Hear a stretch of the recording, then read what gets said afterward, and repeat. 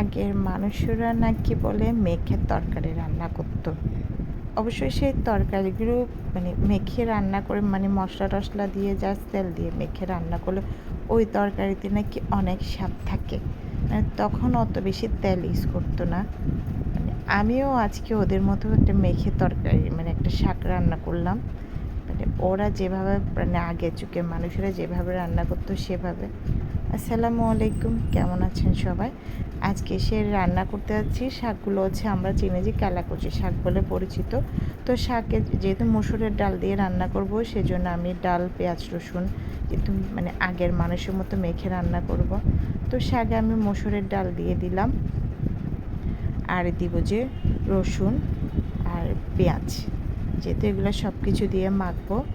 তো রসুন পেঁয়াজ দেওয়ার পরে আমি দিয়ে দিব মশলা। যেহেতু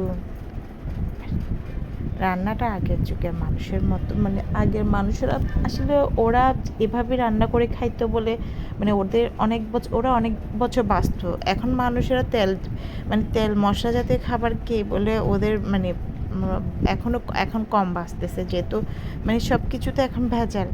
তো লবণ দিয়ে দিলাম, এরপর দিয়ে দেবো যে সামান্য পরিমাণ হলুদ মরিচ ধনিয়া সব কিছু দিয়ে একটু যেভাবে রান্না করা দরকার যা যা আপনারা মনে করি আর না, আমি আপনাদেরকে শিখাচ্ছি। আসলে রান্নার এক একজনের রান্না এক এক রকম, আর রান্না তো শেখার দরকার নেই। সামান্য একটু তেল বলতে আসলে আমার তেলটা এরকম যে আপনারা বলবেন এরকম কেন, আমি আসলে সয়াবিন তেলের সাথে সরিষার তেলটা একটু মিক্স করে খাই।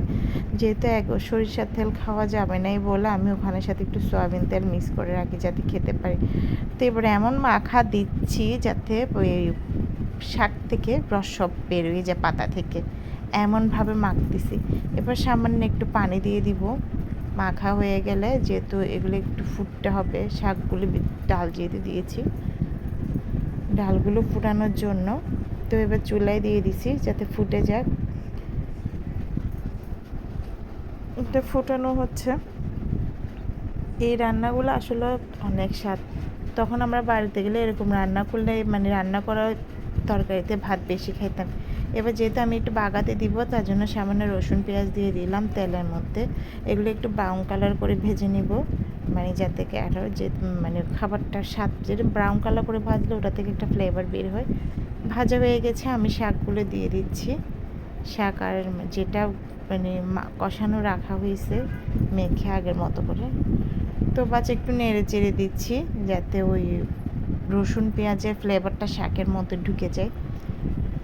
সো রান্না করা হয়ে গেছে, এবার গরম গরম ভাতের সাথে খান।